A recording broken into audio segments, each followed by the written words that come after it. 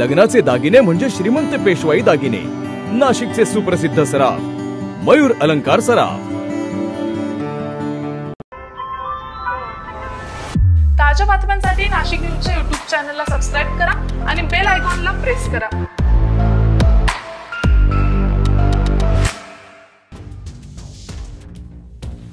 नाशिक शहरातील वेगवेगळ्या भागात राहणाऱ्या तिघांनी बुधवारी 17 जानेवारी रोजी गळफास लावून घेत आत्महत्या केलेली आहे। तिघांच्या आत्महत्येचे कारण अद्यापपर्यंत समजू शकलेले नाही। याबाबत गंगापूर, सातपूर आणि अंबड पोलीस ठाण्यात मृत्यूच्या नोंदी करण्यात आलेल्या आहे।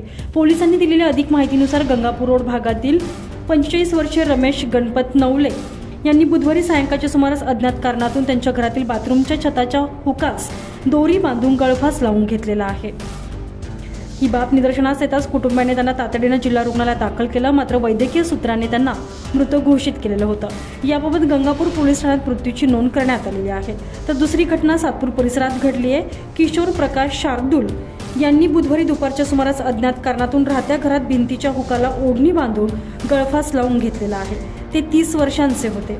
ही घटना समोर येताच त्यांचे काका प्रमोद शार्दूल यांनी त्यास तातडीने जिल्हा रुग्णालयात दाखल केलं, मात्र वैद्यकीय सूत्रांनी तपासून त्यांना मृत घोषित केलेलं होतं। याबाबत सातपूर पोलीस ठाण्यात मृत्यूची नोंद करण्यात आलेली असून तपास हवालदार बेंडकुळे करत आहे। तर तिसरी घटना औद्योगिक वसाहतीतील सावित्रीनगर भागात घडली आहे। 38 वर्षीय विकास अशोक राशीनकर यांनी बुधवारी रात्री अज्ञात कारणातून राहत्या घरात पंख्यात साडी बांधून गळफास लावून आपला जीव गमावलेला आहे। ही बाब निदर्शनास येतात कुटुंबाने त्यांना जिल्हा रुग्णालयात तातडीने दाखल केलं असता वैद्यकीय सूत्रांनी त्यांना मृत घोषित केलं। या प्रकरणी अंबड पोलीस ठाण्यात मृत्यूची नोंद करण्यात आलेली असून तपास हवालदार देशमुख करत आहे। तुषार ढेपले, नाशिक न्यूज, नाशिक।